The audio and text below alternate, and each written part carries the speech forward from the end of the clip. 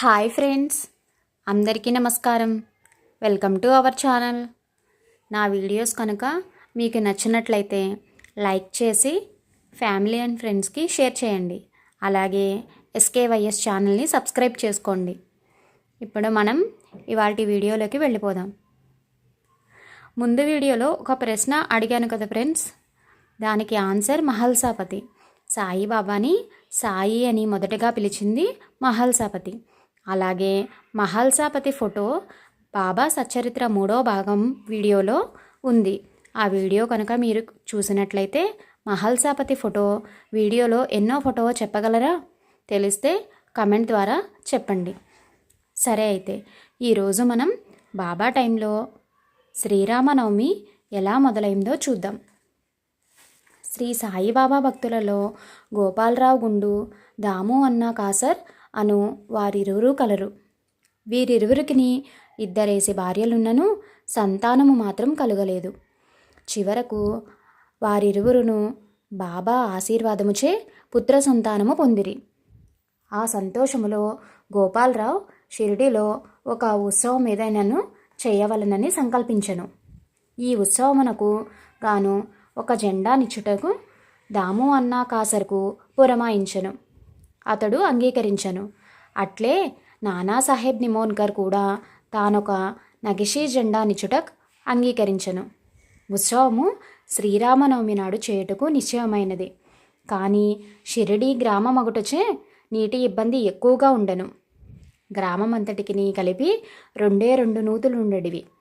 ఒకటి వేసవి కాలంలో ఎండిపోయేడిది, రెండవది ఉప్పునీటి బావి.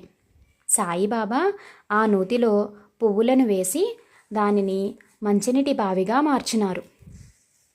అయినను నీరు చాలుకపోవటచే తాత్యే పాటీలు దూరము నుండి నీరు తెప్పించెను. ఉత్సవమునకు అనుగుణముగా తాత్కాలికమైన దుకాణములను నిర్మించినారు. కుస్తీ పోటీల కోసమై గోదాములను ఏర్పరిచినారు. సరిగ్గా ఈ ఉత్సవము జరుగునప్పుడే అమీర్ సక్కర్ అను భక్తుడు చందనోత్సవమును ప్రారంభించెను. ఇప్పుడు చందనోత్సవం గురించి తెలుసుకుందాం. చందనోత్సవం అన్నది గొప్ప గొప్ప మహమ్మదీయ ఫకీరుల గౌరవార్థమై చేయుదురు.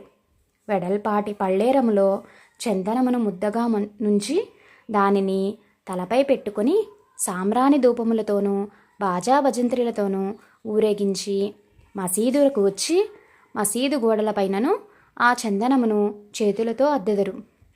అది కూడా శ్రీరామనవమి రోజుననే అగుట ఆశ్చర్యము. పగలు హిందువుల శ్రీరామనవమి జెండా పండుగ, రాత్రి ముస్లిముల చందనోత్సవమును ఎట్టి గొడవలు కొట్లాటలు లేకుండగానే జరుగుచుండెడివి. ఈనాటికిని మత కలహాలతో అట్టుడికిపోవుచున్న దేశమున ఆనాడు కూడా పరస్పర గౌరవ మర్యాదలతో ఉత్సవములు జరుపుకొనుట కేవలం బాబా మహిమయే అని చెప్పక తప్పదు.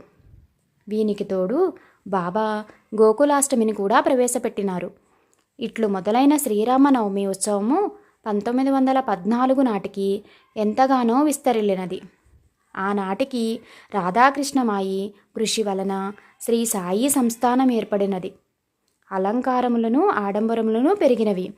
అశ్వము, పల్లకి, రథము, పాత్రలు, వెండి సామానులు, వంట పాత్రలు, పటములు, నిలువుటద్దములు, కడకు ఏనుగులు కూడా తయారైనవట.